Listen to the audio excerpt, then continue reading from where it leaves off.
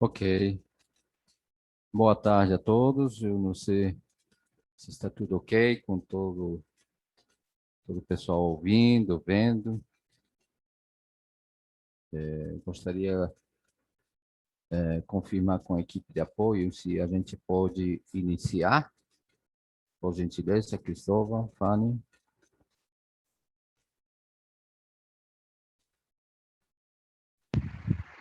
Tudo ok, senhor. Muito bem.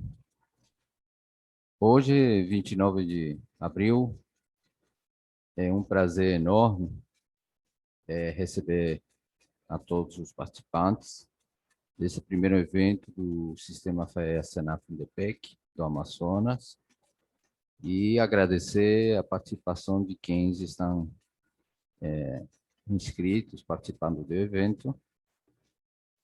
Agradecer publicamente a direção da empresa, da instituição, que nos deu apoio para iniciar este evento nesta data. E um fraterno abraço e um muito obrigado pela parceria com a Receita Federal, na pessoa do auditor fiscal Jansen de Lima Brito, por ter aceito o convite em participar desse evento muito importante para o nosso público. Eu abro as portas do Senar e gostaríamos de iniciar este evento convidando a superintendente James do Senar Amazonas para dar suas palavras iniciais no evento. Com a palavra, a superintendente James. Boa tarde. Em nome do presidente do nosso sistema, FAE Senaf Fundepec, Dr. Muni Lourenço, gostaria de agradecer a participação de todos.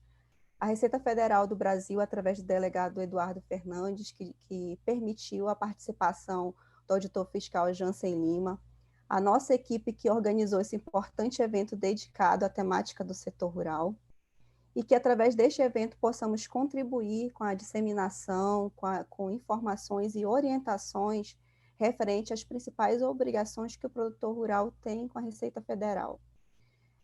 Que todos possam participar, tirar suas dúvidas, que essa seja apenas uma de muitas ações que nós possamos desenvolver para contribuir com o avanço do setor rural, com a informação, e desejo a todos um excelente evento. Gostaria de passar a palavra para o nosso mediador, Juan, para não comprometer o horário do nosso webinário. Muito obrigado, superintendente. Nós que agradecemos o apoio e estamos aqui, como a senhora bem disse, né, com o objetivo de levar para o nosso público informações através do nosso parceiro, informações muito importantes para que nosso público consiga, além de aprender, atualizar as suas informações, também tirar dúvidas através desse meio. Então, eu vou passar a palavra para o nosso palestrante e que ele, por gentileza, se apresente para o nosso público, seja as portas abertas do Senar abertas para a sua fala. Boa tarde a todos. Boa tarde aos representantes do Senar Amazonas. E faço minhas essas palavras, né, da representação da instituição, reforçando que um evento desse tipo traz um grande interesse, ao mesmo tempo interesse público e interesse do contribuinte, do produtor. Tendo em vista que é de interesse mútuo que as obrigações tributárias, previdenciárias, sejam adequadamente cumpridas, porque isso, do ponto de vista do Estado, significa as atividades tributárias e previdenciárias sendo realizadas a contento, a arrecadação e não só a arrecadação, mas também a prestação do serviço público e o conhecimento de informações necessárias para que os órgãos públicos saibam quem são os seus contribuintes, os seus cidadãos, os seus contribuintes, e, no caso específico, os seus produtores, e as informações relativas às atividades desempenhadas nesse campo. Então, eu venho aqui, em nome da Receita Federal, trazendo a minha contribuição como servidor, como técnico. Eu me chamo Jansen Brito, sou auditor fiscal, lotado na Delegacia da Receita Federal de Manaus, e atualmente estou atuando na análise de processos de consulta à legislação tributária. Então, a minha atividade consiste em analisar processos de várias naturezas, de várias espécies, de vários assuntos, e emitir os pareceres e as soluções a respeito das consultas. E é um prazer muito grande estar à frente desse trabalho em nome da instituição, em parceria com o Senar. Eu tive um contato mais próximo para a realização desse trabalho com o senhor Juan. Ele passou as diretrizes, combinamos, né, os detalhes do evento, e eu deixo aqui o meu abraço a todos os participantes, e que façamos o melhor evento, tenhamos o alcance dos nossos objetivos. Nós vamos abordar de maneira, assim, ampla, né, de maneira geral, as principais obrigações. Nós sabemos que cada tema dentro da legislação tributária tem a sua complexidade. À medida que se aprofunda o estudo, a aplicação de uma determinada norma, nós vamos nos deparar com detalhes, né, cada vez mais minuciosos. Então, assim, nós não temos a pretensão de esgotar nenhum dos assuntos, né? Muitos deles são próprios de verdadeiros treinamentos de um dia inteiro, como, por exemplo, como fazer uma demonstração ou uma apuração. Então, o nosso objetivo primordial aqui é fazer uma apresentação desse panorama, localizar o contribuinte dentro desse universo de legislação tributária da Receita Federal e as obrigações que podem surgir desse contexto, que podem trazer exigências em relação ao contribuinte. E aí, por isso, tendo em vista que o órgão, a instituição Receita Federal, ou Receita Federal do Brasil, mais ou menos em 2007, né, desde então, a instituição também recebeu a competência legal de fiscalizar e arrecadar as obrigações tributárias, no caso previdenciárias, as contribuições e as declarações dessa área previdenciária que anteriormente competiam ao INSS. E aí o INSS, nesse processo, ficou com a parte dos benefícios, né? Então, o INSS administra os benefícios concedidos aos segurados e essa prestação de serviço dentro da área de Seguridade Social. E a Receita Federal ficou com a fiscalização, a cobrança das contribuições e das declarações.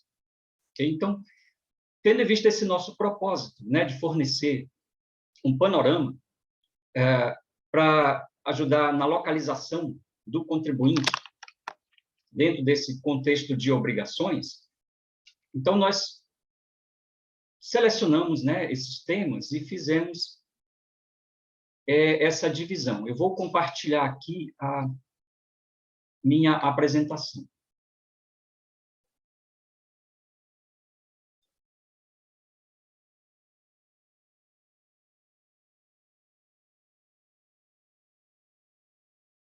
Tudo bem na visualização? Estamos visualizando bem a apresentação? Está tudo bem, Sim. doutor Jansen. Ok.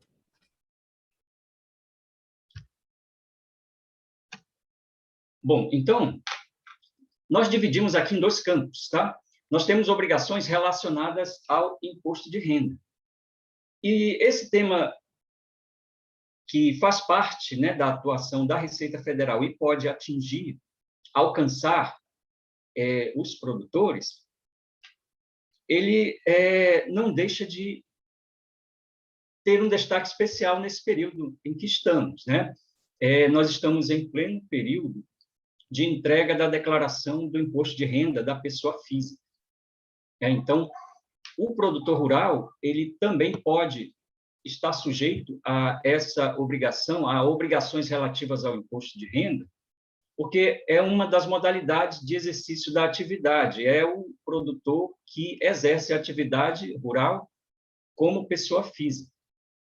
Então, nós temos o produtor rural, que em seu nome explora essas atividades classificadas assim, e ele vai ter a apuração, né, das suas obrigações com o imposto de renda vão ser nessa modalidade, produtor rural, pessoa física, e sujeito a essas obrigações que são do imposto de renda. Então, como de conhecimento, ou talvez alguns não saibam, né, ou por estarmos inseridos nesse mundo, são informações, nesse mundo tributário, né, são informações conhecidas, estamos num período em que os contribuintes pessoa física devem entregar a declaração do imposto de renda pessoa física. O prazo original era para o dia 30 de abril, né, final de abril, e em razão especialmente das situações causadas pela pandemia, esse prazo foi prorrogado para 31 de maio. Então, até o fim do mês que vem, de maio, nós estamos no prazo para apresentação da declaração do imposto de renda da pessoa física. Okay? Então, vamos localizar aqui esses temas, né? Que o produtor rural,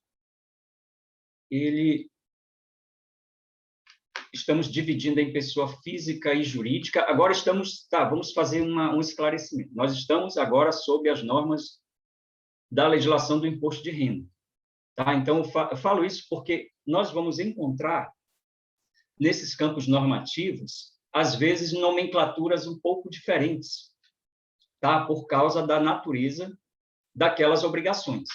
Então, como estamos agora tratando de a legislação do imposto de renda, nós vamos encontrar a forma específica de denominar os sujeitos dessas obrigações. Então, enquanto lá para a legislação previdenciária nós poderemos encontrar nomenclatura como o segurado, o produtor, comercialização, subrogação, por causa das peculiaridades da legislação previdenciária, aqui na legislação do imposto de renda, nós vamos encontrar primordialmente o termo contribuinte. Tá? Então, o contribuinte do imposto de renda é o sujeito passivo, é a pessoa que é devedora, né, que apura a obrigação tributária. Okay? Então, nós temos o produtor rural, que pode exercer essa sua atividade como pessoa jurídica. Então, qualquer modalidade, né, de societária sob a qual se constitui a pessoa jurídica, em princípio, pode realizar a atividade rural. Okay? E aí nós temos aqui obrigações principais e acessórias. As obrigações principais dizem respeito a valores de tributos a ser pagos. Tá? É o valor dos impostos, das contribuições. E uma pessoa jurídica, ela tem no seu cotidiano, né, no seu dia a dia, o impacto de tributos exigidos sobre as suas operações, especialmente sobre o faturamento, as receitas, né? Então, quando uma pessoa jurídica realiza as suas vendas, se for uma empresa que explore atividade de venda ou preste seus serviços, ela ofere receita, realiza faturamento. Então, conforme as circunstâncias, em cima desse momento, em cima dessa operação, são exigidos alguns tributos, né? Como, por exemplo, aqui só para nós situarmos, sobre as receitas da pessoa jurídica, nós poderemos encontrar IPI, PIS, COFINS e IRPJ. IRPJ já não é sobre a receita, é sobre o lucro. Aí é uma outra categoria de tributos, né? São tributos que incidem sobre a apuração do lucro. Além disso, a empresa, a pessoa jurídica, pode ter tributos sobre propriedades, né? Como o ITR, que afeta a propriedade rural, o IPTU, que é o imóvel urbano, e assim por diante. Ok? E quando falamos em obrigações acessórias, nós estamos nos referindo a demonstrações, declarações, a procedimentos que o contribuinte tem que realizar por força da legislação tributária. Então, são obrigações principais o pagamento do tributo e obrigações acessórias, especialmente, a entrega de declarações, a atualização de cadastros, a apresentação de documentos e assim por diante. Bom, então nós temos aqui a pessoa jurídica como contribuinte e temos a pessoa física como contribuinte, que podem exercer atividade rural. Então, como é que a legislação do imposto de renda traz obrigações para os contribuintes pessoa física e jurídica? Então, aqui na pessoa física, nós temos como obrigação principal apenas o IRPF, né, no que diz respeito a resultados da atividade rural. Podemos acrescentar aqui que, se a pessoa física é proprietária do imóvel, situado na área rural do município, esse imóvel está sujeito ao ITR, que é um imposto federal, que também é arrecadado pela Receita Federal.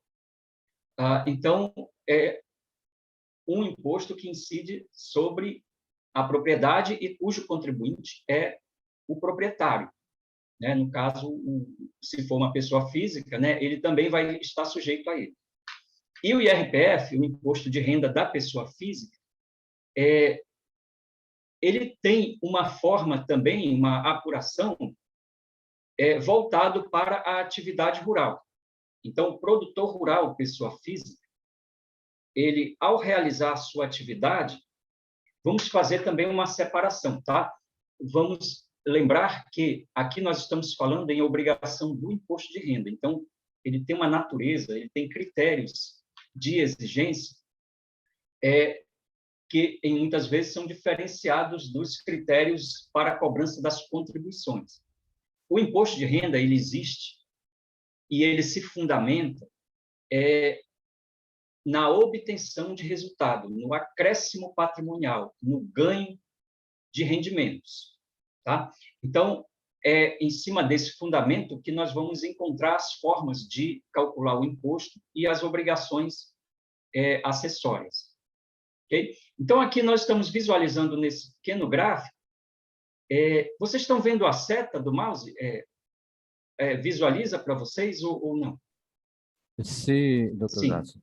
Tá. Eu só quis confirmar porque, à medida que eu me referi a um trecho, né, do slide, aí eu, com a ajuda da seta, eu direciono também a visão de vocês para focarmos juntos, né, no mesmo ponto. Então, aqui como obrigações acessórias, nós estamos visualizando DAA, que vem a ser a declaração de ajuste anual.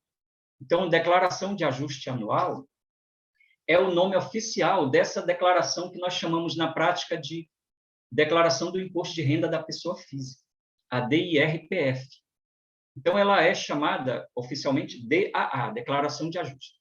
E esse LCDPR já deve ser do conhecimento, né, de vocês, dos nossos participantes, que é o livro caixa digital, né, do produtor rural. Ele é uma obrigação recente e ele é também exigido do produtor rural pessoa física.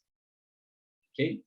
Então, aí nós separamos aqui na legislação do imposto de renda o contribuinte pessoa jurídica, o contribuinte pessoa física, e ambos sujeitos a obrigações principais e acessórias. Deixa eu só ver como está o nosso slide. O nosso foco vai merecer mais atenção para a pessoa física. Por quê? A pessoa jurídica, no que diz respeito à apuração dos tributos federais, né, relacionados ao imposto de renda, principalmente, ela tem o mesmo tratamento que as demais pessoas jurídicas, que as demais empresas. Então, para fins do imposto de renda e dos demais tributos, os demonstrativos, os cálculos, o meio pelo qual a pessoa jurídica vai prestar as informações é semelhante, né? Faz parte das mesmas obrigações inerentes ao conjunto de atividades da pessoa jurídica. Então, a pessoa jurídica vai apurar imposto de renda conforme as regras do imposto de renda para as demais pessoas, né? Pessoas jurídicas. Ela vai se enquadrar em um dos regimes de apuração do imposto de renda, que pode ser o lucro real, o lucro presumido, ou pode ser o simples nacional. Conforme o regime, a pessoa jurídica vai apurar essas suas obrigações do imposto de renda. E, conforme também o seu perfil e as suas operações, ela pode estar sujeita a PIS, COFINS, que são contribuições, né, incidentes sobre as receitas, o faturamento, e esse setor, né, rural, ele pode também ter tratamento específico com relação a benefícios, a reduções, a tratamentos específicos, especialmente relativos a PIS e COFINS, que são contribuições que oneram a cadeia produtiva, né? Elas incidem sobre a cadeia produtiva.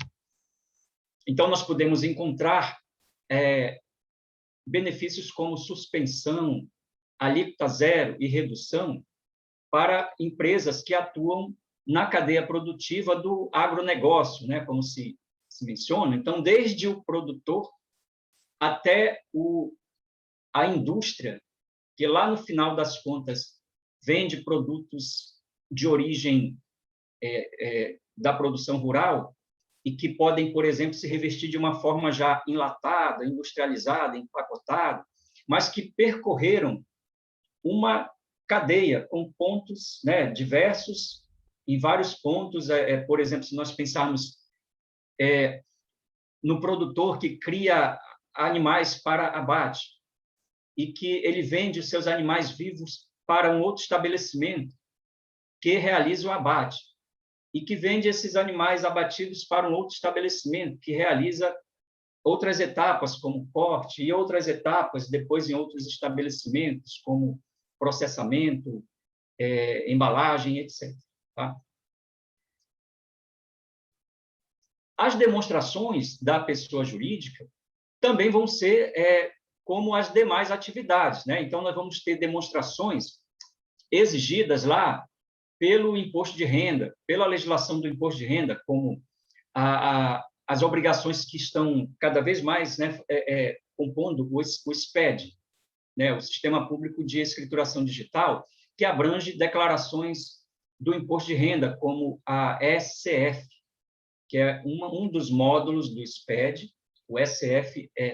A SCF é a escrituração que contém a apuração do imposto de renda.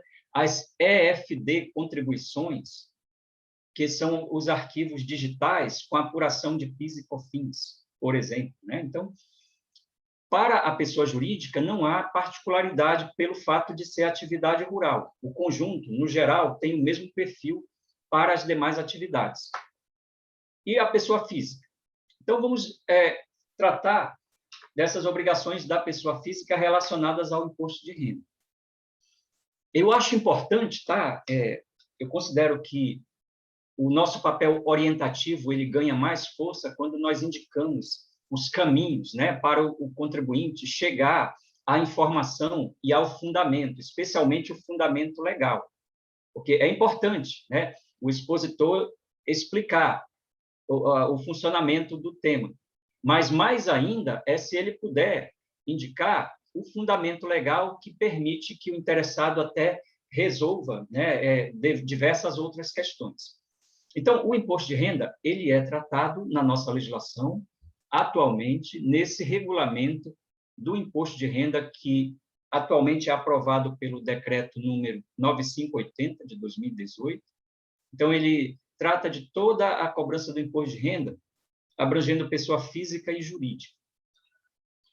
E, relativamente à pessoa física, como produtor rural, nós temos uma instrução normativa da Receita Federal, número 83, ela disciplina essa matéria da apuração do imposto de renda sobre a atividade rural. Então, ela é só para a pessoa física, só para a atividade rural.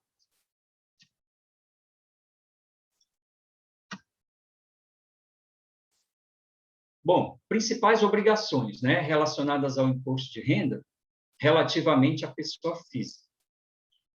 O imposto de renda da pessoa física, ele é apurado na declaração de ajuste anual. Então, assim, o momento em que o contribuinte vai ter o seu imposto de renda apurado relativo à atividade rural é quando ele fizer a declaração, que é esse período justamente que eu mencionei, né? Estamos desde março, no período em que os contribuintes têm que preparar e apresentar a sua declaração. Então, quem for pessoa física, quem for produtor rural, na modalidade pessoa física, tem que verificar, né, preparar e apresentar, entregar a sua declaração do imposto de renda, que como eu mencionei, o nome oficial dela é DAA. Então, ela é submetida àquelas regras de obrigatoriedade, quem é obrigado a apresentar a declaração. Então, o produtor rural, ele vai ser obrigado a apresentar a declaração quando ele incorrer em uma das situações que a norma prevê, tá? Então, todo ano, a Receita Federal divulga uma norma definindo quem é obrigado a fazer a declaração daquele ano, tá? A declaração é feita uma vez no ano, geralmente no mês de março e abril, e sai uma norma explicando, detalhando quem é obrigado. Então, de um modo geral, é obrigado a fazer a declaração a pessoa física que incorrer em determinados parâmetros de valor de rendimento obtido, de valor de patrimônio e de realização de certas atividades. Então, com relação à atividade rural, consideremos uma pessoa que apenas faz atividade rural. Se a receita bruta dessa atividade rural no ano de 2020 foi acima de R$ 142.798,76, esse é o parâmetro, né? A pessoa é obrigada a fazer a declaração. Mas pode ser que a pessoa física tenha outros fatores, outras situações que tornem obrigatório. Por exemplo, se o patrimônio que a pessoa tem no dia 31 de dezembro tiver sido superior a R$ 300 mil. Okay? Então, o contribuinte vai, portanto, verificar. Chegado a época, ele vai verificar se ele é obrigado a apresentar a declaração. Aí, como é que ele vai fazer, na sua declaração, a inclusão de informações e a apuração do imposto de renda relativo à atividade rural? Bom, aí nós vamos encontrar dois métodos para o contribuinte calcular o seu imposto de renda. Ele pode usar o método mais detalhado, que significa, que consiste em apurar o resultado da atividade rural pela diferença entre as receitas e as despesas da atividade rural. Então, ele faz um cálculo, né, uma apuração que leva em consideração quais foram as suas receitas, quais foram as suas despesas de custeio, despesas de investimento. E ele acha a diferença. É como a contabilidade fazer a apuração do lucro, né? Além desse método, tem um outro método, que é a apuração simplificada. ele vai calcular 20% da receita da atividade rural. Então, ele substitui essas variáveis matemáticas, os valores das despesas, e adota um percentual de 20% da atividade rural como sendo o seu resultado. Okay? Bom, o contribuinte pessoa física, ele todo ano faz essa apuração, e ele pode ter, num determinado ano, prejuízo. Se ele tiver prejuízo na atividade rural, um valor negativo, ele vai poder compensar esse prejuízo em períodos futuros. Tá? Então, no ano 1, ele apura um valor negativo, de prejuízo. Então, se no ano 2 ele apurar lucro, ele tem direito de pegar aquele prejuízo do ano passado, trazer para esse ano atual, na hora de calcular o imposto, e, com isso, abater, né, diminuir do saldo positivo atual, ele tem direito de diminuir um saldo negativo de período passado. É parecido com o que as empresas fazem, né, na pessoa jurídica.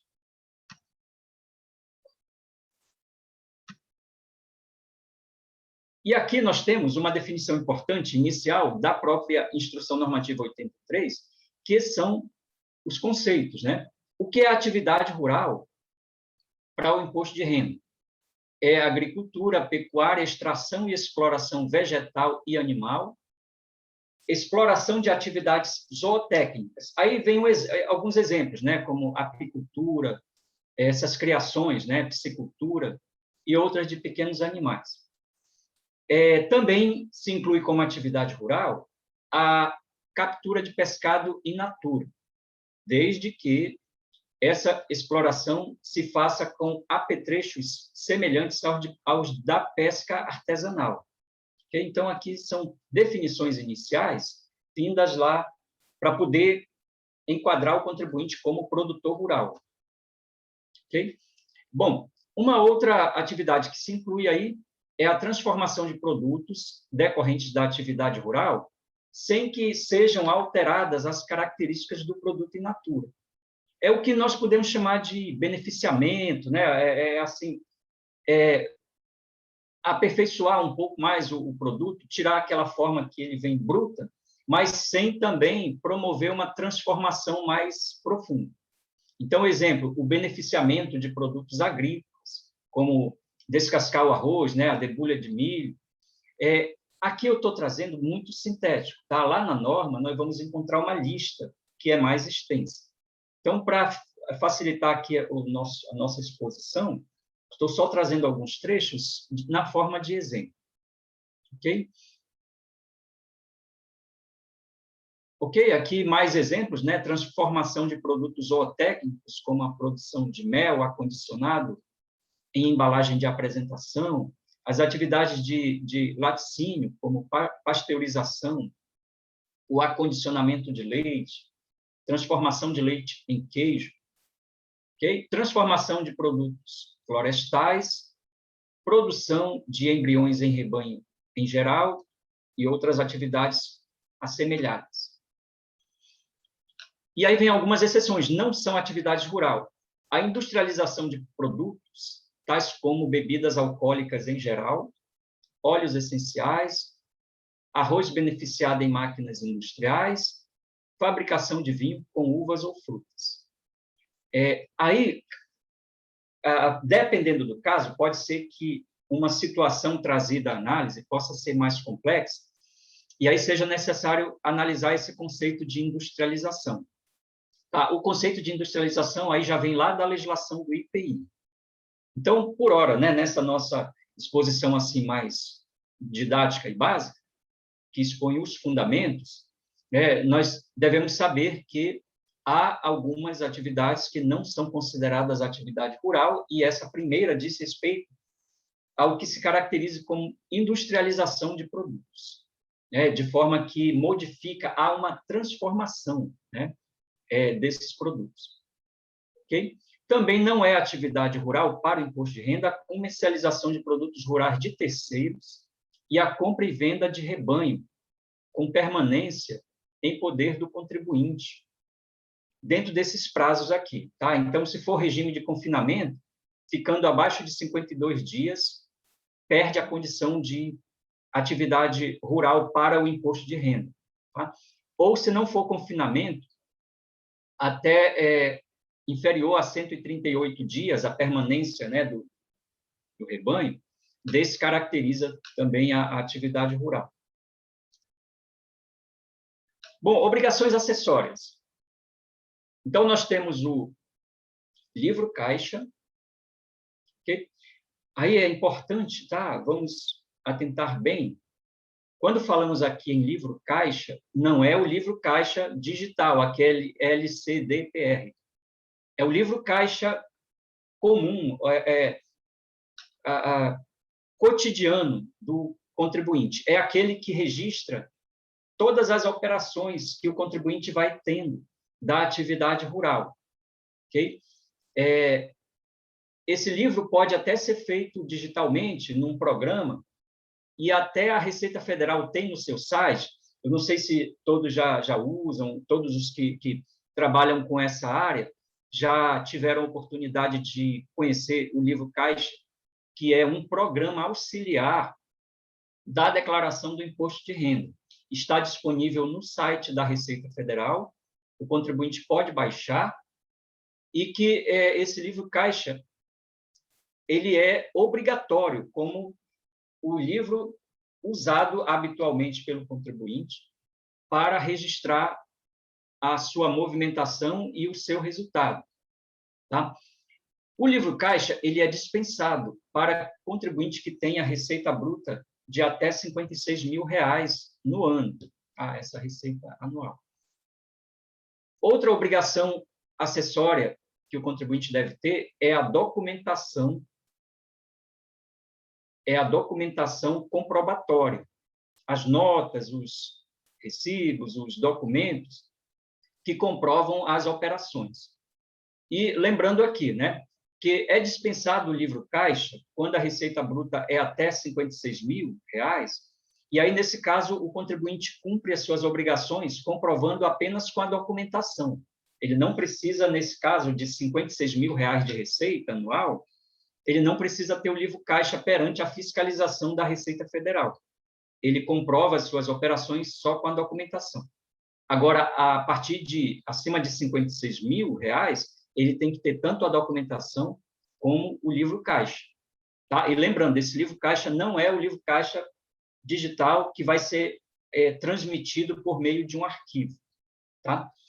Aí, uma outra coisa, quando o contribuinte vai fazer a declaração dele, a declaração de ajuste anual, ele tem a opção de importar, ele puxa automaticamente os valores lá do livro caixa e já traz essas informações para a declaração, e com isso permite apurar o imposto.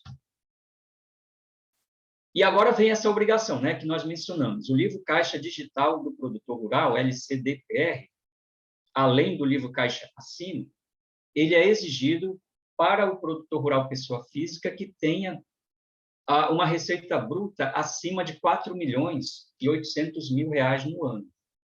Ele deve ser transmitido em um arquivo, ok? Então, esse arquivo é feito conforme o layout definido pela legislação. A norma que trata desse livro caixa digital, ela foi incorporada a essa Instrução Normativa 83. Ela alterou essa Instrução Normativa 83. Então, quando nós abrirmos essa Instrução Normativa 83, nós vamos também já ver as regras trazidas a respeito do livro caixa digital. E o prazo para ele ser entregue é junto com o prazo da declaração do imposto de renda. É o mesmo prazo. Então, com a prorrogação, ele ficou estendido até 31 de maio. Tá? Bom, e a declaração anual de ajuste, né? A declaração de ajuste anual, que ela deve ser entregue até maio. E nessa declaração de ajuste anual é que se vai fazer a apuração do imposto. Então, o contribuinte, pessoa física, através dessa declaração, ele vai consolidar tudo que ele ganhou no ano de 2020, vai fazer o preenchimento do programa, né, da declaração no programa, e o programa vai mostrar para ele, no final, o resultado, se foi imposto a pagar ou a restituir. E a atividade rural vai entrar como? Lá na declaração tem uma ficha que contém o resultado da atividade rural. O contribuinte vai informar as receitas e as despesas, e o programa transforma isso tudo em resultado, e esse resultado da atividade rural se junta com as receitas tributáveis na declaração. Então, se for um contribuinte que tenha outras receitas, ele tem, por exemplo, algum serviço prestado, algum salário, algum outro tipo de rendimento, na declaração do imposto de renda ele vai consolidar tudo isso. Okay? E aí, se ele tiver imposto a pagar, no final ele faz o recolhimento da guia. Bom, agora vamos apresentar aqui as obrigações relacionadas às contribuições previdenciárias. Okay? As normas principais desse tema são essa lei número 8.212, ok? 8.212 é a lei que trata do financiamento da Seguridade, das contribuições sociais, né, por assim dizer, e a Instrução Normativa 971, que é a disciplina, né, mais detalhada a respeito das contribuições previdenciárias. E aí vamos agora localizar os contribuintes para efeito da legislação das obrigações previdenciárias, né? Nós vamos ter o produtor rural pessoa física, que ele é um empregador, né? Ele é um contribuinte individual, segundo o enquadramento da legislação previdenciária. Temos o segurado especial, o produtor rural pessoa jurídica. Temos também a agroindústria, né? Que, na verdade, a agroindústria é uma pessoa jurídica, né? O que acontece é que, em razão de algumas particularidades, ela tem alguns tratamentos diferenciados em termos de cumprimento dessas obrigações. E temos a cooperativa, que também participa como agente, né, em algumas operações e está sujeita a algumas obrigações também. Conforme a legislação previdenciária, nós temos esse conceito aqui. Produtor rural, quem é? Pessoa física, proprietária ou não. Vejam, o texto legal, às vezes, ele parece muito longo, muito detalhado, mas é porque ele precisa ser preciso, né? Olha, a repetição. Precisa ser exato, né? Precisa ser efetivo em termos de clareza e de não deixar margem para questionamentos ou dubiedades. A pessoa física ou jurídica, seja ou não proprietária do imóvel, né? Que desenvolve em área urbana ou rural. Então, apesar de o termo ser produtor rural, mas o imóvel, se ele se situar na área urbana e realizar essas atividades, ele também está sujeito a esse tratamento de produtor rural. Realiza o quê? Atividade agropecuária, pesqueira ou silvicultural, bem como a extração de produtos primários, vegetais ou animais em caráter permanente ou temporário, diretamente ou por intermédio de prepostos. Okay? Segurado especial. Doutor Jansen, se me permite, Pois não, sim. já existe uma pergunta aqui, eu não sei se a gente poderia já lhe repassar, ou o senhor prefere no final, como que o senhor prefere fazer? Ah, ok. Bom, Eu então, nós podemos, né, abordar aqui, a pergunta? abordar as questões, né? É só uma pergunta, por enquanto. Tá, pois não. Então, a pergunta é a seguinte, né? Só um minutinho.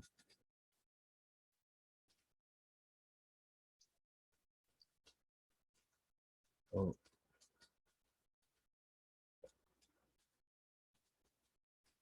Eu não estou localizando mais aqui, só um minutinho. Seu Juan, posso fazer a pergunta? Pode ser, por favor, que eu já perdi aqui a pergunta. Tá. A Louise, doutor Jansen, está perguntando se há alguma dedução legal para o agricultor pessoa física. Ok. Então, considerando que nós estamos analisando o imposto de renda, né? Obrigação relativa ao imposto de renda. Aí, o imposto de renda, ele é calculado com base em tudo que há de rendimentos tributáveis, né? Entre eles a atividade rural, as receitas da atividade rural, né? Bom, então nós podemos usar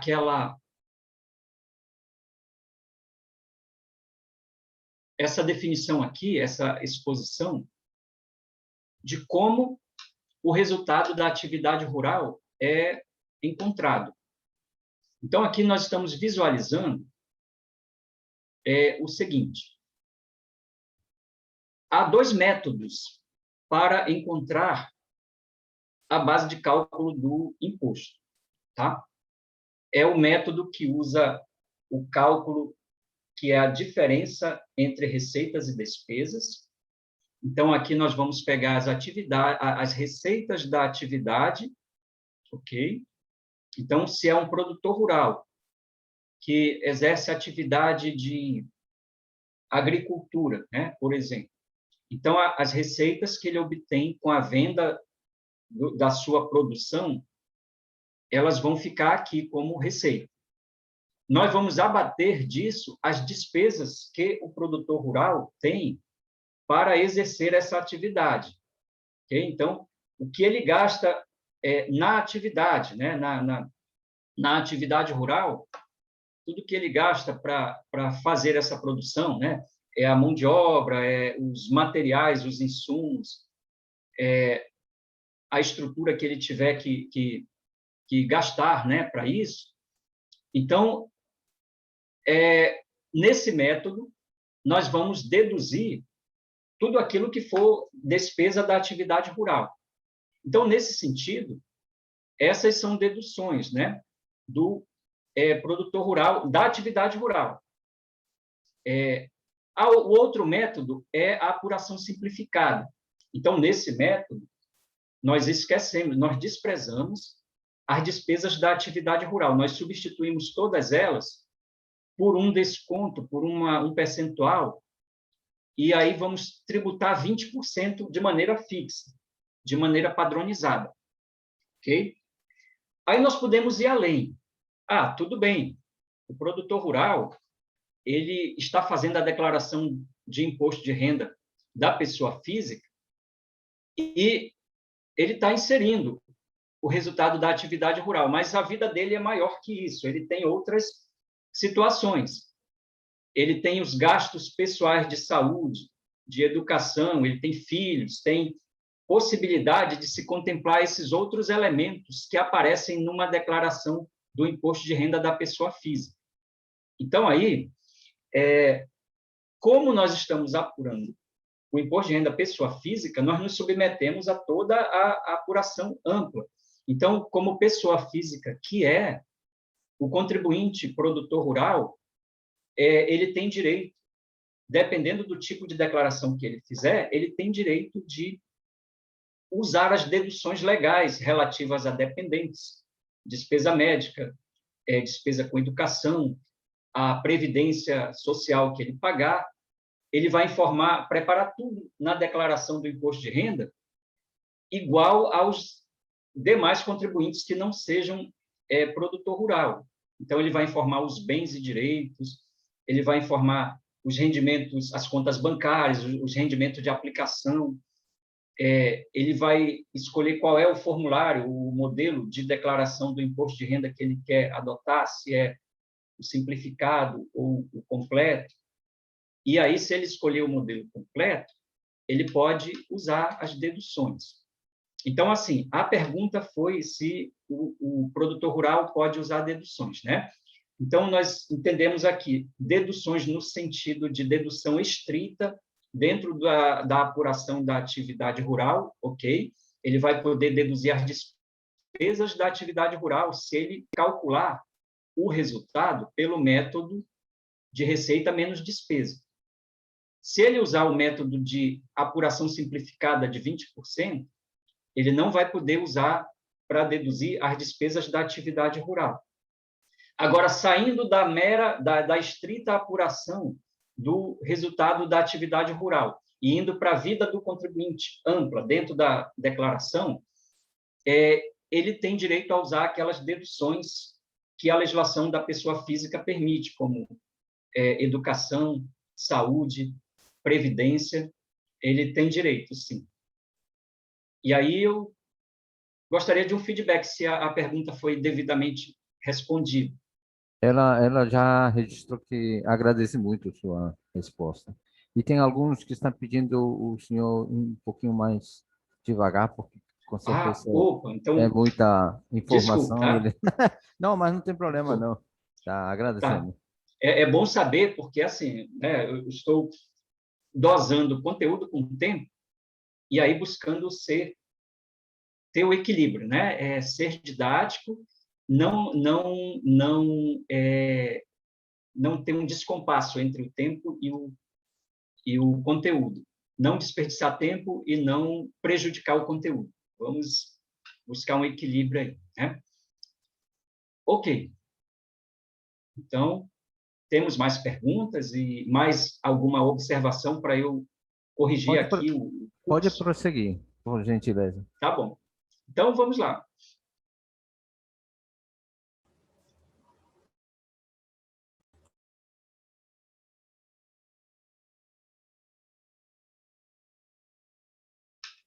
Então, nós passamos aqui a parte relativa ao imposto de renda, ok? E agora vamos passar para a área da Previdência, né? Na área da Previdência, nós temos essas duas principais normas que nós vamos encontrar. Claro que tem norma que veio surgindo depois de 91, mas é assim. Há normas mais atuais, mas que não revogaram a Lei 8.212, apenas atualizaram, modificaram alguns artigos, de modo que nós nos referimos como norma, como lei, à Lei 8.212. Alguma lei posterior que tenha alterado acaba sendo absorvida por ela e ela fica como a referência. O mesmo com a Instrução Normativa 971. Ok?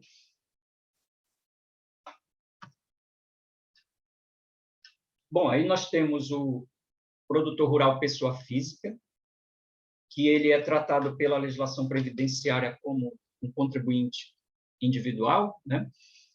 Ele é um empregador, então ele vai contribuir como as empresas, né, que têm a contribuição. Aqui nós estamos abordando, no sistema de financiamento da Previdência, como a Previdência é financiada, né? Ou melhor, o sistema de seguridade social é financiada. E no meio de tantas contribuições, ou de tantas fontes, uma delas é a contribuição previdenciária que é recolhida.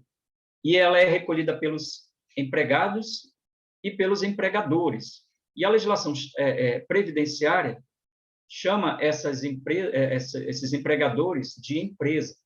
Então, nós vamos encontrar lá no texto da norma indicação, né, tratamento, referência à pessoa jurídica, à pessoa física empregadora como empresa. Ela é equiparada à empresa, ela é tratada como empresa, né?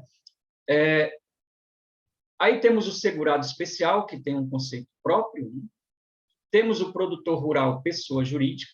A agroindústria, que é uma pessoa jurídica, ela está aqui separada por ter um tratamento específico para cálculo das contribuições, né? E temos a cooperativa também. Produtor rural, para a legislação previdenciária. Pessoa física ou jurídica, desenvolve essas atividades, né, que nós já chegamos até a mencionar, né, na área de atividade agropecuária, pesqueira, silvicultura, extração, o extrativismo, ok? Bom. E o segurado especial? É pessoa física, residente no imóvel rural. Então, vejam, aqui já vem, né, algumas exigências. Para ser enquadrado como segurado especial, tem que atender bem cada característica dessas, né? Residente no imóvel rural ou em aglomerado urbano ou rural próximo a ele, que individualmente ou em regime de economia familiar, ainda que com o auxílio eventual de terceiros, a título de mútua colaboração, obedecidos. Aí vem os requisitos, que é aquele requisito da área do imóvel, né? Até X módulos fiscais. Aí, o que é módulo fiscal? É uma medida de área em hectare para o imóvel rural. E como é complexo, porque não é única essa medida para todos os municípios do Brasil. Módulo fiscal é diferente, conforme o município. Aí há uma tabela do IBGE que tem a medida de módulo fiscal para todos os municípios dos estados do Brasil. Então, aí nós teríamos que ver qual é o município, ver qual é a medida, né, de módulo fiscal daquele município, para saber até que área, até que tamanho da propriedade está abrangido no conceito, nesse requisito para caracterizar o segurado especial. A agroindústria é a pessoa jurídica cuja atividade econômica seja a industrialização de produção própria ou de produção própria e adquirida de terceiros.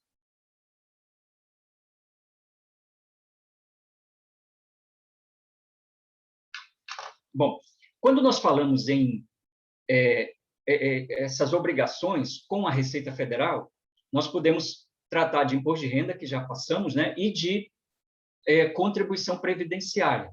Então, nós estamos agora tratando de cobrança dos produtores para fins de atender essa exigência da contribuição previdenciária. Então, qual é o fato gerador?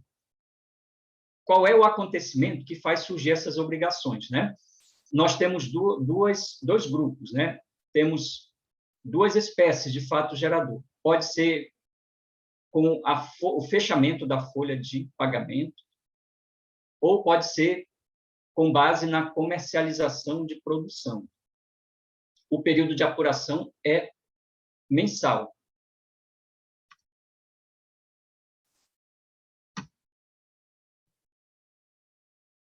Então, aqui, conforme essa previsão legal,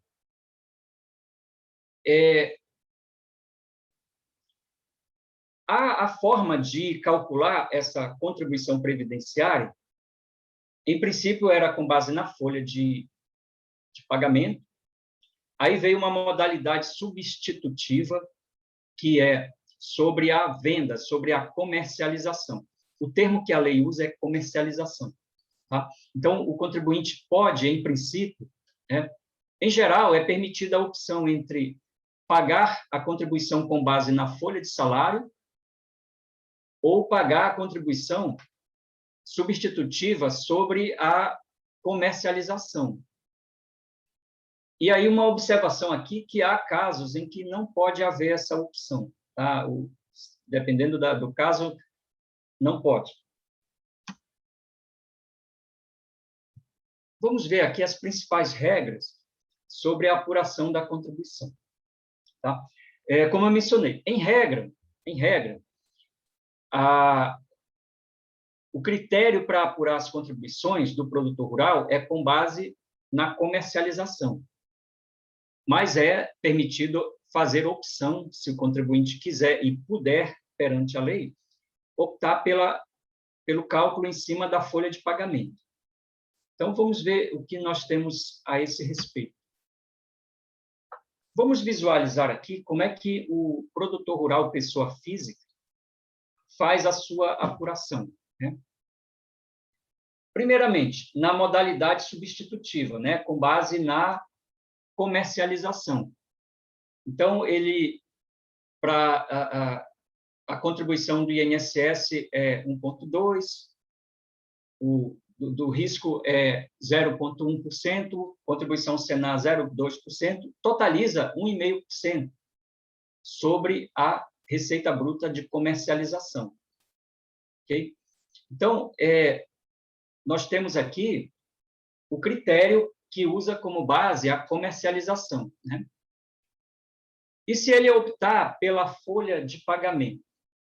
Então, aí, com base na folha de pagamento, em cima do valor da folha, ele vai aplicar esses percentuais, né? 20% INSS, 1, 2 ou 3% o RAT, o Fundo de Educação e o INCRA vem com esses 2 percentuais, né? E aí nós temos 2,7% para esses dois e 21% a 23% com relação a INSS e o RAT. Mesmo tendo optado pela folha, a contribuição para o Senar é sobre a comercialização, né? Okay? 2% sobre a comercialização. Aí nós temos essas previsões a respeito de responsabilidade quanto ao recolhimento dessas contribuições. Bom, nós estamos aqui nos referindo ao produtor pessoa física, okay? É o produtor pessoa física. E ele vende, vai vender a sua produção e apurar suas contribuições com base na comercialização, né? Aí tem essa seguinte previsão legal quanto à responsabilidade. Quem é que tem que recolher? A pessoa física vende para uma pessoa jurídica. Então, se o vendedor fez opção para pagar a contribuição com base na receita,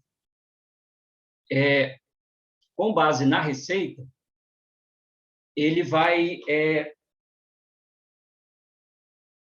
ter descontado, né? Vai ser retido pela fonte pagadora, pelo comprador, vai ser descontado o valor dessas contribuições, tá? Agora, se for outro produtor pessoa física, ele não vai ter esse desconto, ele vai ser encarregado de fazer o pagamento. Cadê? Aqui, né?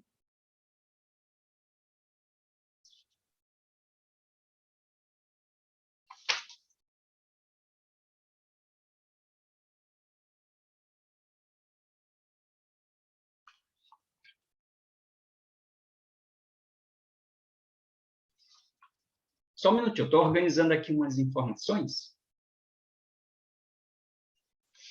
Pronto.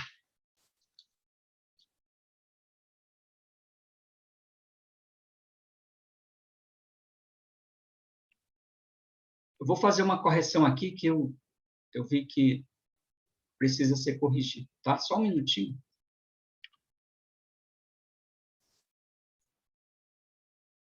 Enquanto isso, doutor Jansen, eu estou formalizando que tem algumas perguntas que querem ser feitas pelos participantes, mas eu estou pedindo para, no final, a gente fazer uma participação de uma ou duas pessoas fazendo as perguntas, ok? Ah, tá bom. Então, eu fiz uma correção que saiu aqui no slide, tá? Saiu 2% sobre comercialização, 0,2%, tá? Desculpem, alguma coisa que houve na hora de elaborar o slide.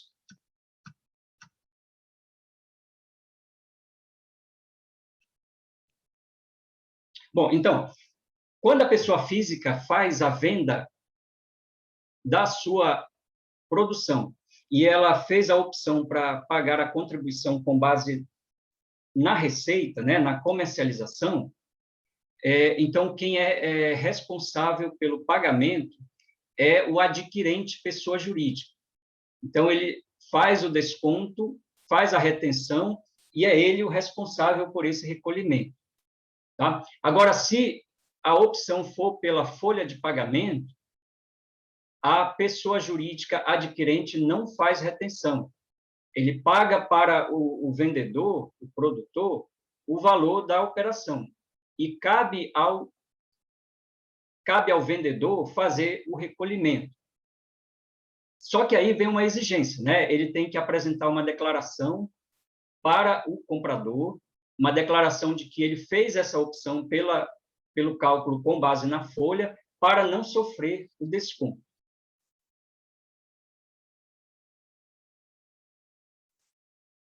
Ok? Vamos lá.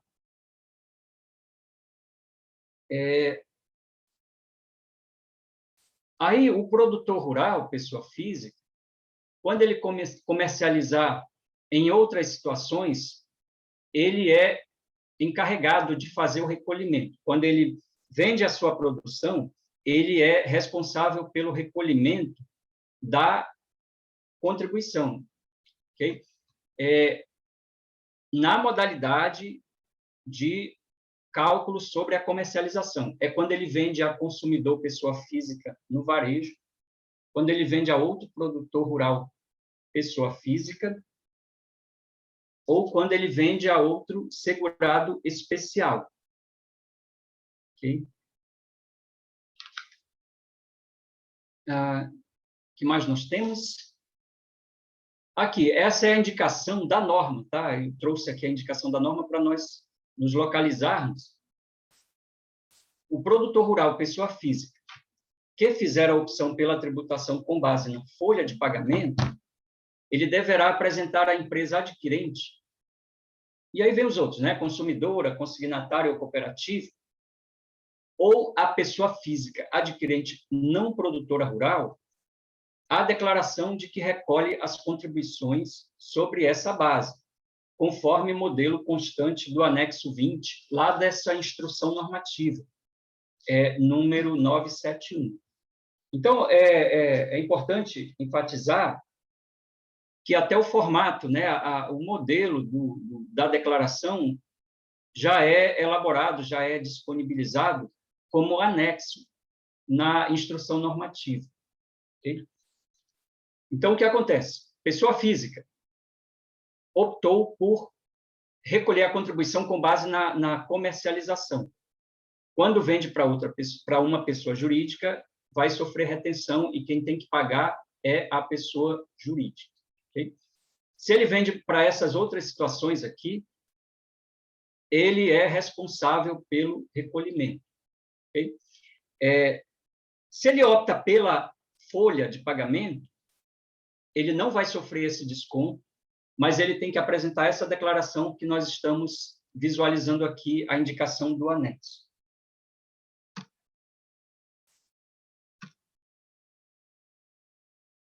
As principais obrigações relacionadas à contribuição previdenciária, aqui vamos tratar do produtor rural, pessoa jurídica.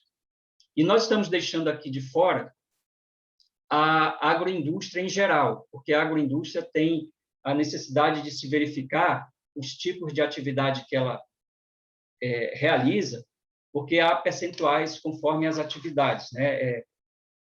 Se ela insere nas atividades a industrialização e a produção. Então, quais são esses números? Nós temos 2,05 total sobre a receita bruta de comercialização. Okay? Sendo 1,7% INSS, 0,1% RAT, Senar 0,25%, isso tudo sobre a receita, né? E sobre a folha, esses dois outros valores. Quando nós mencionamos aqui a agroindústria em geral, é porque a legislação deu um tratamento diferente para a agroindústria dessas situações, dessas atividades, né? Piscicultura, carcinicultura, suinocultura e avicultura. Então, são os produtores, né, nessas circunstâncias, né, de peixes, de camarões, de porcos e de aves.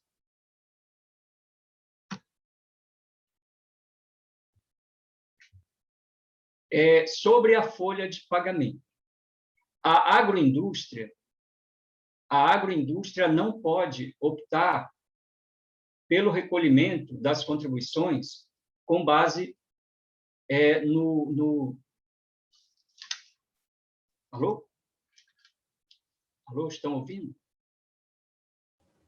Estamos ouvindo. Estamos ouvindo, doutor Jansen. Estamos sim. Ah, ok. Tá? A agroindústria, ela recolhe, né, de uma forma específica, ela não vai ter, como nós temos aqui, sobre a comercialização, né? Vai ser sobre a folha. Ela vai ter regras específicas e, por isso, nós vamos deixar para um outro trabalho, certo? Um trabalho que explore essas situações, essas diferenças.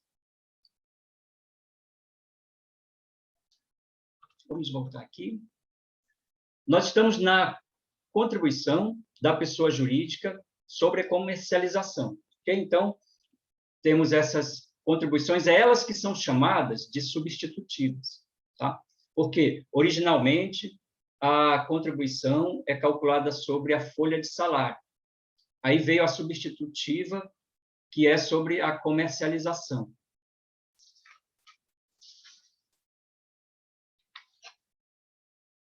A agroindústria, ela só pode calcular as suas contribuições sobre a comercialização. Vamos organizar aqui essas informações, né? É sobre a comercialização. Por isso que não se aplica à agroindústria esse quadro aqui que nós temos, tá? Que é sobre folha.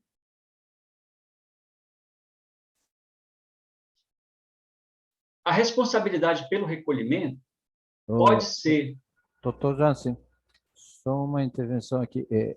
Estão perguntando se é possível, mesmo que a agroindústria opte, né?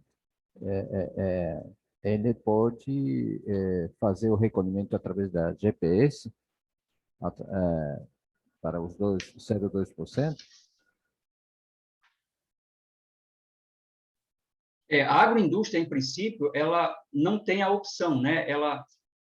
Ela só vai poder recolher sobre a comercialização. Okay? E a GPS, ela é a forma de recolhimento que é aplicável quando a empresa não adota a DCTF Web, né? Quando não usa a DCTF Web. Porque essas informações de recolhimento, as que vierem a fazer parte da DCTF Web, vão substituir aquelas apurações feitas pelo Cefip, né, que geram a guia do GFIP.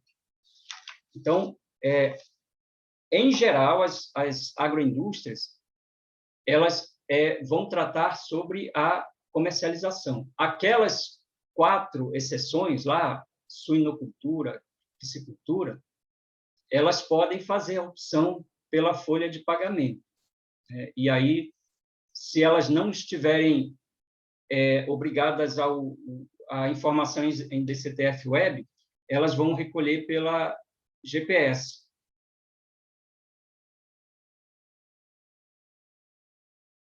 Bom, pergunto se foi respondido, se é isso. Vamos ver se foi atendido. Eu vou abrir um espaço logo no final, porque tem algumas perguntas que a gente vai colocar, talvez através do vídeo mesmo. E estamos já com 1 hora de palestra e eu acho que daqui a pouco a gente poderá já abrir um espaço para essas perguntas, correto, doutor Jansen? Ok.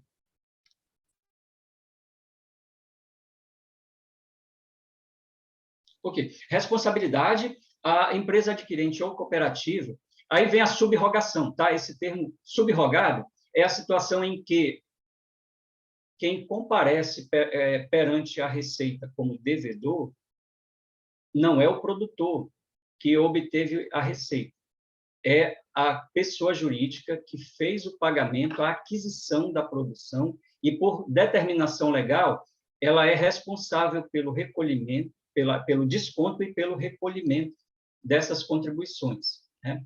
Então, em geral, o produtor pessoa física que optou pelo cálculo com base na comercialização, quando ele vende para a pessoa jurídica, essa pessoa jurídica é que fica responsável por esse pagamento. E aqui outra hipótese, né? Isso está na instrução normativa, que a responsabilidade pelo recolhimento também alcança esses casos de órgãos públicos da administração, quando adquirirem a produção, né? Comercializarem a produção recebida em consignação.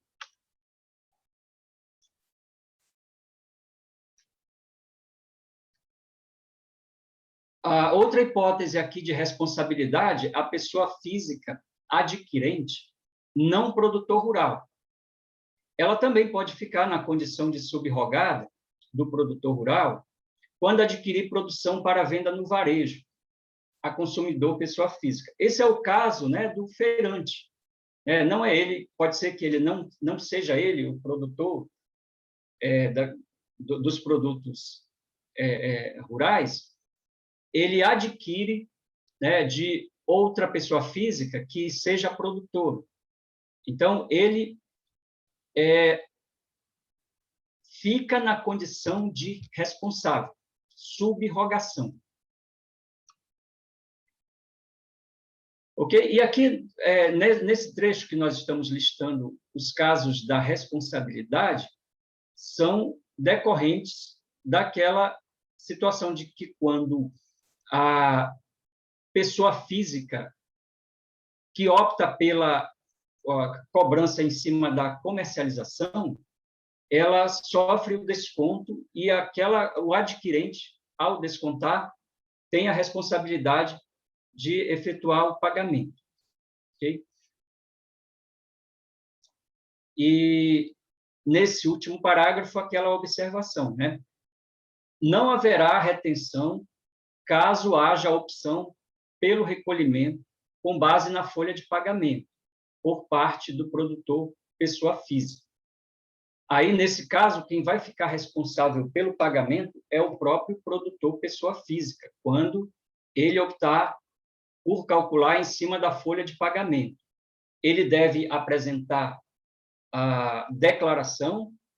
E uma outra coisa, né? Tem uma das contribuições que continua incidindo sobre o faturamento, sobre a comercialização, mesmo que a opção seja pela folha.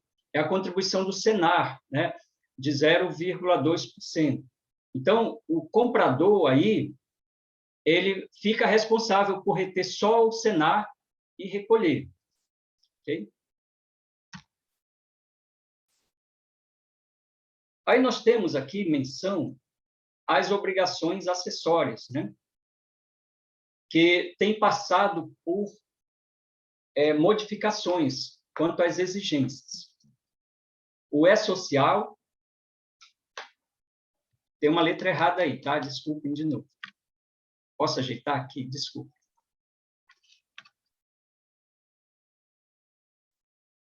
Pronto. E-Social, EFD Reinf e DCTF Web. Essas três declarações, esses três demonstrativos ou esses três sistemas, eles estão evoluindo ao ponto de substituir, né, diversas outras informações, porque eles devem fazer parte daquele conjunto de escrituração digital que forma o SPED. Então, nós temos aqui determinadas informações entregues através do E-Social. Então, pelo E-Social, o contribuinte informa os eventos, né? Tem os códigos lá dos eventos, conforme eles vão ocorrendo. E nós vamos ver os casos, né? Os tipos de eventos, de operações. O E-Social e a EFD,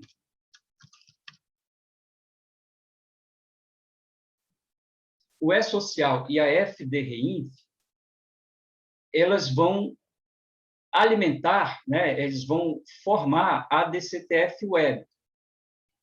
E elas vão ajudar a formar na DCTF Web esses débitos de natureza previdenciária. Porque, lembrando que há uma outra obrigação, que é a DCTF. Tá? Existe a DCTF e existe a DCTF Web. A DCTF é para débitos não previdenciários, né, como imposto de renda, etc. E a DCTF Web, ela abrange débitos previdenciários. Em princípio, o E-Social ele tem a finalidade de mostrar, especialmente, valores relativos aos empregados, né, a salários, mas também contempla, no caso do produtor rural pessoa física, esses valores de venda da sua produção. A EFD-REINF, que é um dos módulos do SPED, ela se refere a valores que envolvam retenções, principalmente é isso, né? É o caso daquela informação que a pessoa jurídica, quando adquire uma produção sujeita à retenção e sua responsabilidade, ela deve informar isso. Então, assim, as pessoas físicas e jurídicas, enquadradas como produtores rurais, elas vão transmitindo esses eventos através do E-Social e da EFD-REINF, de modo a formar a DCTF Web. E aí, na DCTF Web, o contribuinte abre esse sistema e ele emite o DARF, né? O DARF para pagamento desses débitos previdenciários. Lembrando que há um cronograma, né, da DCTF Web para julho de 2021, ela ser exigida, ser apresentado determinados eventos para a pessoa física, o produtor rural pessoa física. Quando isso acontecer, quando a pessoa física passar a apresentar por essa via, ele vai deixar de apresentar pelo CEFIP, né, pela GPS, pela GFIP, né? Então, ele vai passar a recolher por meio de DARF, gerado pela DCTF.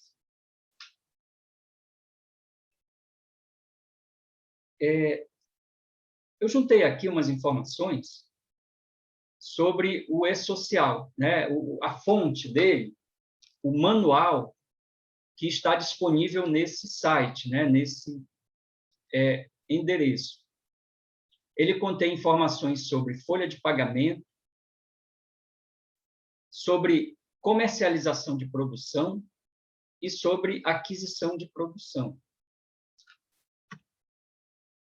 A EFD-REINF apresenta também um manual de orientação e que nós encontramos no SPED, né? O SPED ele tem vários módulos, né? E um deles é essa declaração, né? Esse demonstrativo. E nós podemos obter o manual que orienta quanto aos eventos e aos procedimentos. Ok? Orientações também sobre a DCTF Web, né? Então, com essas indicações, nós temos como buscar os códigos, né? Informações mais precisas a respeito de como proceder, né? A cada envio de evento, por exemplo, e consolidação da demonstração diante de cada situação. Esse material, esse slide, vai ser passado, né, para o Senar e pode ser visto como disponibilizar para os interessados para terem acesso a esses endereços, porque nos endereços nós temos como baixar os manuais, né? Bom, a parte de apresentação, eu fiquei assim um pouco preocupado com o tempo e procurei ser sintético, e me perdoem se eu corri ou se acabou indo assim muito rápido, mas esperamos ter atingido assim o objetivo de clareza nesse sentido, nesse momento aqui da apresentação. E aí eu passo a palavra ao Juan para conduzir aqui o andamento. Doutor Jácer, perfeitamente. Nós que ficamos muito gratos pela explanação, pela sua palestra. Obviamente, é um tema bastante complexo, como o senhor citou no início, né, das várias particularidades dos eventos que são especiais, diferenciados, enfim. Nós temos, sim, alguns participantes que fizeram algumas perguntas e tem algumas outras solicitações que o senhor já frisou sobre o slide, que o senhor vai colocar à disposição dos participantes, né? E poderemos enviar para todos os que estão aqui participando e para quem demande também, né? Já que tem bastante informação e também os sites onde poderão receber maior orientação. Eu gostaria de saber se nossa equipe pode abrir um espaço para umas 2 ou 3 perguntas. Temos aí uma produtora do interior do município se não me engano, de Itacoatiara, que está querendo fazer uma pergunta. E, Cristóvão, podemos abrir o microfone, por favor?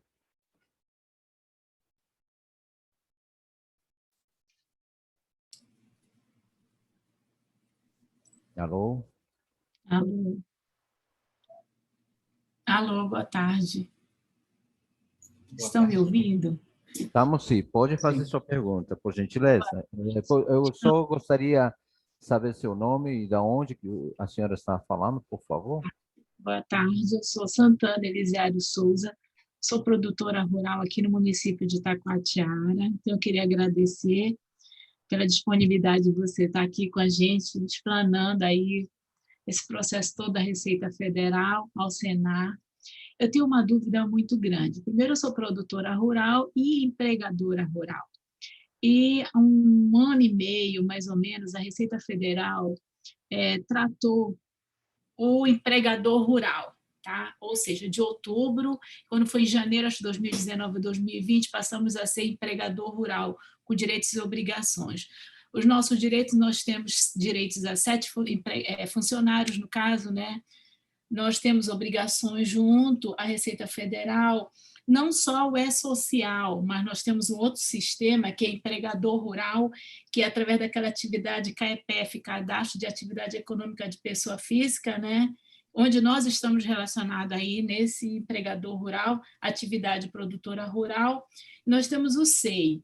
Minha pergunta, aonde eu encontro informação referente a essa pessoa, empregador rural, porque eu tenho muita dificuldade de convênios, de empréstimos, de várias situações junto a outros órgãos federais, municipais, estaduais, ou até universidades onde eu quero fazer convênio, porque eu tenho minha obrigação como empregadora rural, eu tenho direitos, eu tenho deveres, mas quando eu chego nesses órgãos para eu pedir um credenciamento, ou chego numa instituição bancária para eu abrir uma conta de empregadora rural, onde eu vou pedir um direito de um acesso para um conta salário dos meus funcionários, eu não posso, porque eu não tenho meu CNPJ. Mas eu não sou pessoa jurídica, eu sou pessoa física, empregadora rural do CAEPF.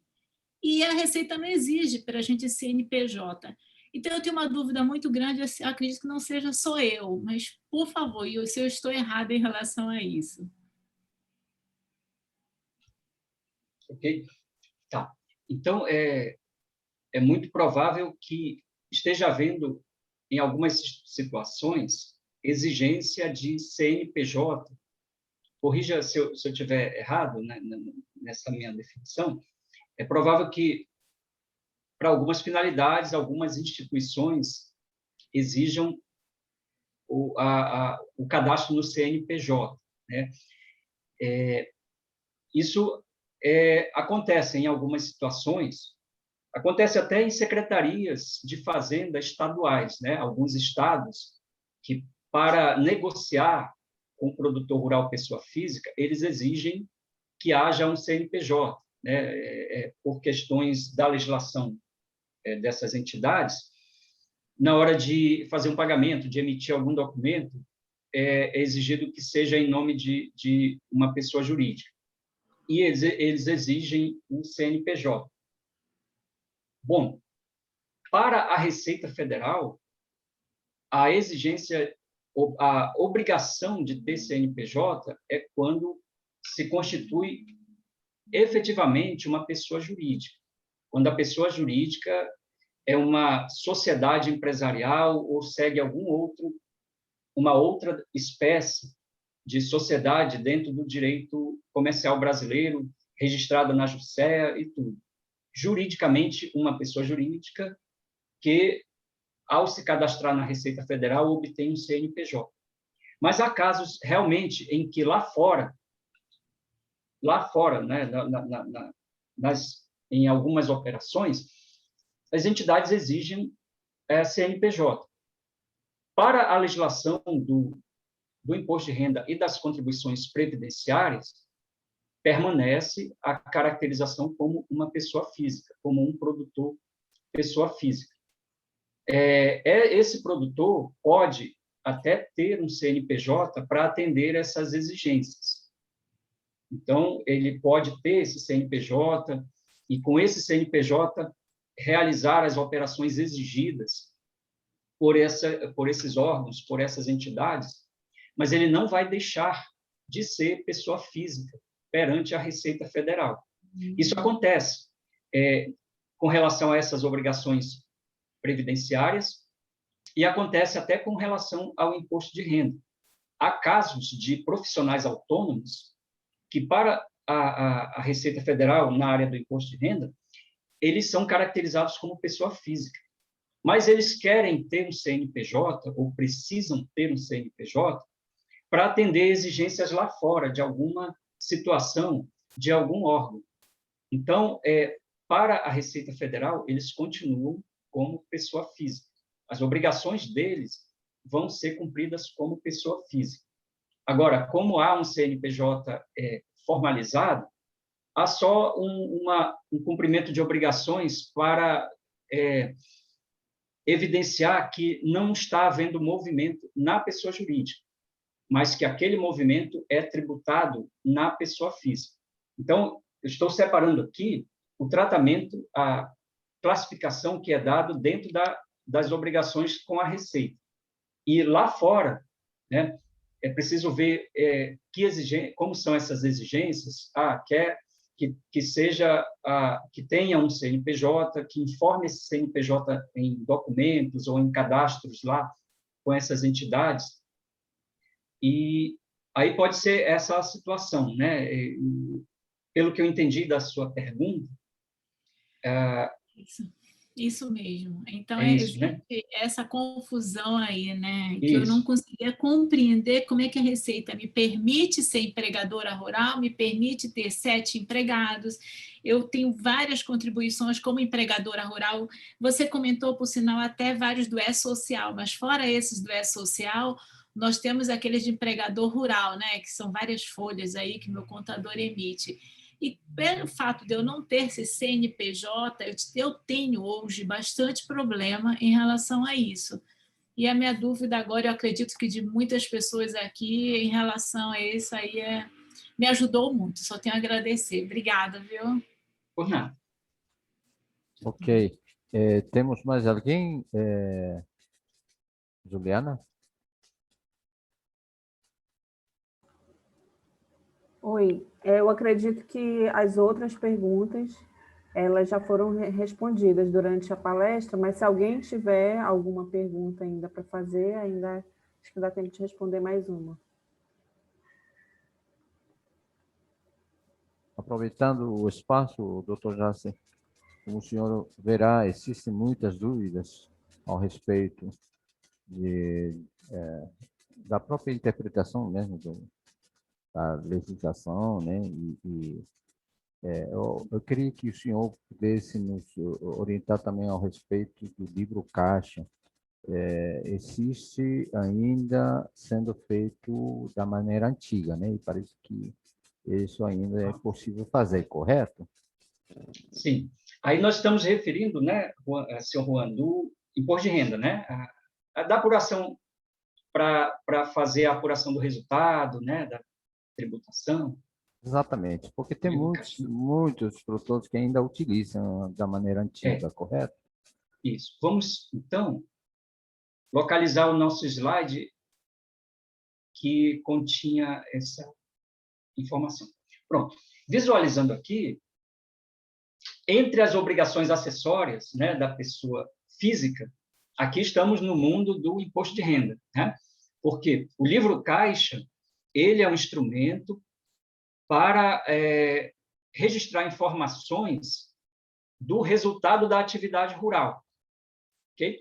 E o resultado da atividade rural, ele vai servir para encontrar a base do imposto de renda, tá? Então, aquela Instrução Normativa 83, de 2001, ela prevê como obrigação acessória o livro caixa, ok? Então, ela deixa uma liberdade. O livro caixa, ele pode ser de qualquer meio à escolha do contribuinte, desde que ele esteja devidamente mostrando devidamente as operações. Ele não precisa ser registrado em nenhum órgão, tá? Nem na Receita Federal, nem na Junta Comercial, nem em cartório. Ele tem que ser um livro organizado, né? Que tenha as entradas e saídas. As entradas e saídas de dinheiro, tá? E relativamente à atividade rural, tá? Bom, o que o contribuinte tem que ter de documentação de obrigação acessória mantida permanentemente, caso a fiscalização peça, tá? Ele tem que ter o livro caixa e os documentos, né, das operações. Ok, basicamente essas duas coisas. Sendo que o livro caixa é dispensado quando ele tem receita bruta de até 56 mil no ano. Aí ele não precisa cumprir essa obrigação do livro caixa, mas ele tem que cumprir a obrigação da documentação. Aí vem esse outro livro caixa, que vamos chamar assim, ele é uma outra obrigação. Ele é o livro caixa digital do produtor rural. Ele leva esse nome porque ele contém registros das entradas e saídas, mas ele não é o mesmo livro caixa lá que está no início aqui da nossa lista, tá? Ele é um arquivo que a empresa elabora conforme o layout e transmite esse arquivo, né? Envia esse arquivo lá pelo ECAC. Okay? Quem conheceu o ECAC é aquele portal, né, no site da Receita que permite realizar alguns serviços. E quem é obrigado a fazer essa transmissão? É o produtor rural que tenha receita bruta acima de 4.800.000 no ano. Okay? E ele é transmitido até o prazo para a entrega da declaração, que, no caso, é até final de maio. Tá? Então, aquele primeiro livro caixa lá é o típico livro caixa. É o livro caixa mesmo, é um livro que registra as entradas e saídas, está lá no escritório do contribuinte, está lá em poder dele, fica lá registrando as operações, ele não leva lá na repartição, ele não transmite aquele livro, ele guarda aquele livro e vai registrando as operações e guarda a documentação. Se a fiscalização pedir, ele tem que apresentar esse livro. Okay? E a Receita Federal tem um programa auxiliar,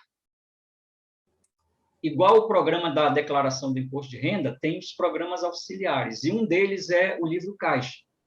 O livro caixa aplicativo dentro do site da Receita. O contribuinte pode baixar esse arquivo E aí ele usa, em vez de usar o livro caixa do sistema dele, ou usar um livro caixa em papel, ele pode pegar esse programa, esse aplicativo elaborado pela Receita Federal e usar como livro caixa na sua atividade normal. Isso tem uma vantagem, tá?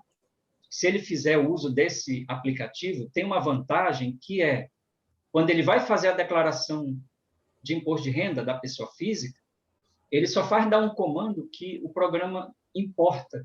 Ele puxa os dados que estão nesse livro caixa do aplicativo. E aí já a declaração dele já fica com esses dados preenchidos, tá? Agora, o livro caixa digital, que é um arquivo transmitido, é uma outra obrigação. Esse, o contribuinte tem que realmente entregar, né? Ele tem que transmitir. Perfeitamente, doutor Jansen. Ok? Com certeza esse é um tema para uma própria palestra. É verdade. Porque todos são complexos, né? E uma orientação bem detalhada mereceria um tempo definido para só esse tipo de tema, que seria o livro caixa, né?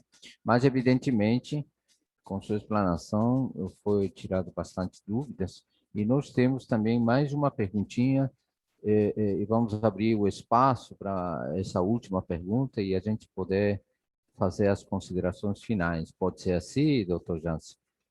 Perfeito, tudo bem. Então, vamos lá, por gentileza. Sou eu de novo aqui. Uma explicação sobre o ITR.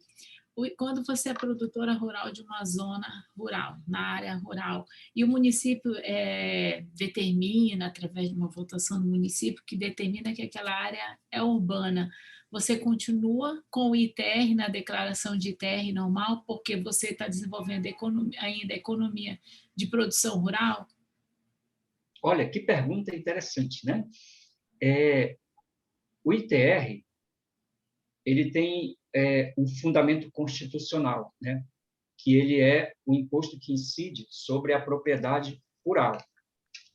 Esse é o campo dentro do qual o Estado pode cobrar, o Estado geral pode cobrar o imposto. E aí, quando se desce para as normas complementares, né, do nosso sistema tributário, nós vamos encontrar lá no Código Tributário Nacional, no CTN, já mais detalhe. E que esses detalhes vão nos dizer que o ITR ele incide sobre a propriedade situada na área rural do município. E aí ele dá até uns parâmetros para que seja caracterizado o que é área rural, o que é área urbana, mas que, no final, quem vai definir é o município. O município delimita até onde é a sua área urbana, até onde é a sua área rural. Okay? E a legislação ordinária do ITR estabelece que o fato gerador do ITR é a propriedade na área rural. Então, aí nós estamos focando nas normas unicamente do ITR. Tá? Esses tributos, eles estão presentes, vários tributos, né, vários tributos estão presentes na vida da pessoa e da empresa, alcançam a empresa por vários meios, né, pelo fato de ter bens, pelo fato de realizar a operação, pelo fato de ter empregado, e assim vai, né? Agora, nós estamos isolando só o ITR. Para fins de cobrança do ITR e de exigência das obrigações acessórias e principais, o que vale é a legislação, né, as determinações dessa legislação. Então, a legislação do ITR estabelece que ele é exigido, e assim a sua declaração também, só da propriedade situada na área rural. Então, para fins, vejam, né, como são as coisas. Tudo está relacionado. O produtor rural, ele sendo dono do imóvel, ele tem esse bem sujeito a imposto. Se for na área urbana, é IPTU, se for na área rural, é ITR. Certo. O resultado que ele realiza lá, que ele ganha, é um ganho, está sujeito ao imposto de renda.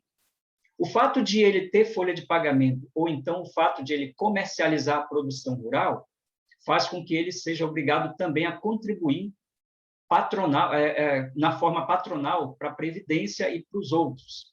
Então, vejam, são fatos diferentes que vão acontecendo na vida da atividade do produtor e que cada legislação isola o seu campo para determinar as suas obrigações. Ok? Então, assim, nós vimos que a atividade rural para fins previdenciários e para fins do imposto de renda, não importa se ele realize numa área urbana. O que importa é que tenha aquela feição de atividade rural, que pode ser agropecuária, né, e tudo, porque estamos lidando com esse aspecto. Agora, o ITR, a base dele, o fundamento dele é outro. O fundamento dele é a localização da propriedade. É na área urbana ou é na área rural? Então, aí nós estamos lidando com o critério unicamente para cobrar o imposto, o ITR. O fato de a propriedade não ser rural faz com que não haja cobrança do ITR, mas não mexe com as obrigações previdenciária, imposto de renda e as demais. Okay? Então, cada obrigação, cada campo tem o seu campo de normas e tem as suas regras para aquele segmento. Então, respondendo à sua questão, né, se a propriedade estiver na área urbana, não há ITR.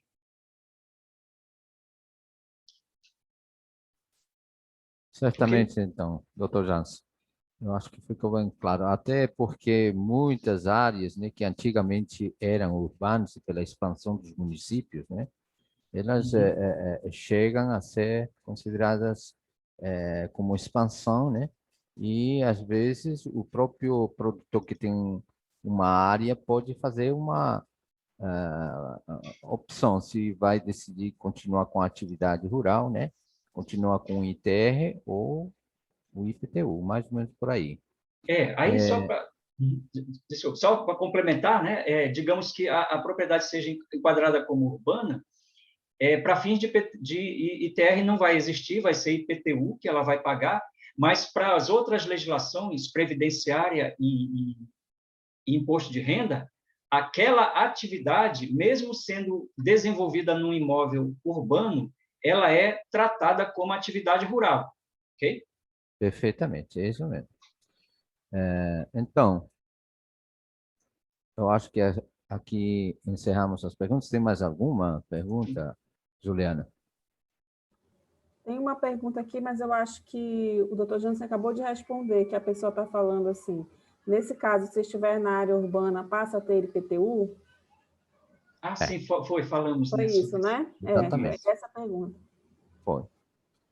Então, estamos em tempo já praticamente para as considerações finais e repetindo somente para os participantes, né, de que foi confirmado pelo palestrante, né, que os slides serão disponibilizados para quem demandar ou para todo mundo, já que são de interesse de pesquisa dos sites e fontes das informações para aprofundar nos temas, correto, doutor Jansen?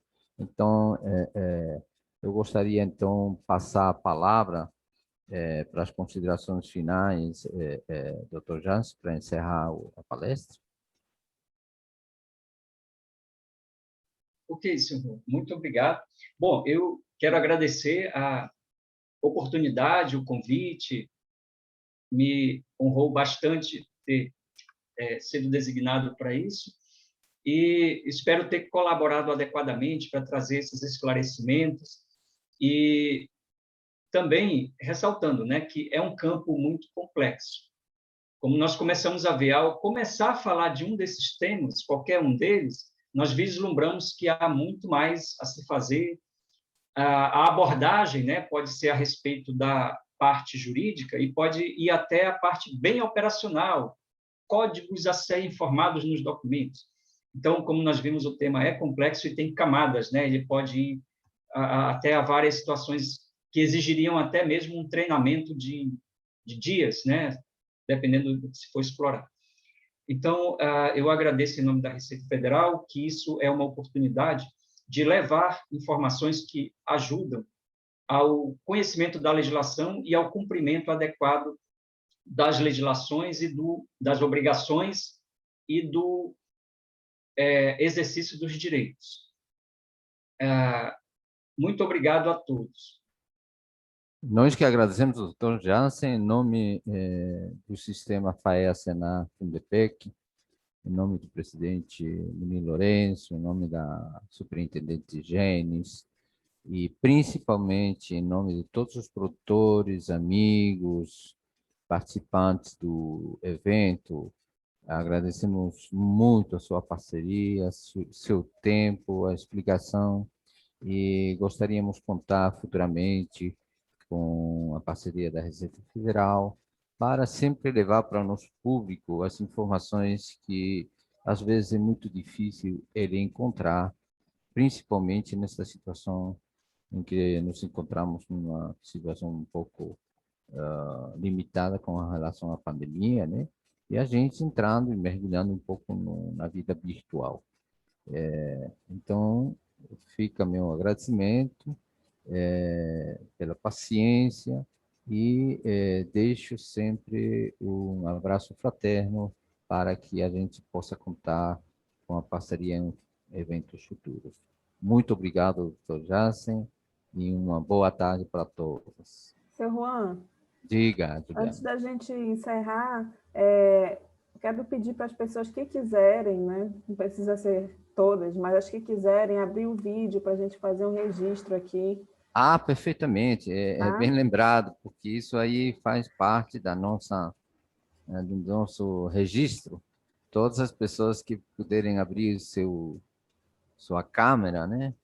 Podemos registrar o evento e fica já para a história também. Muito obrigada. Só um minutinho, vou ver se mais alguém abre, e aí já vou fazer aqui o... Avisa para pelo menos a gente Tá, eu vou sorrir, avisar. né? É a hora da pose, né? É a hora do pose, né? Vamos lá, mais alguém? Deixa eu ver aqui se tem. Tá, só um minutinho. Vamos lá. 1, 2, 3. Tipo foto mesmo, né? 1, 2, Isso 3. mesmo. Aí, peraí, que ainda tem mais um, que são 2 telas. Eu vou Tá certo. tirar das 2 telas. Só um instante.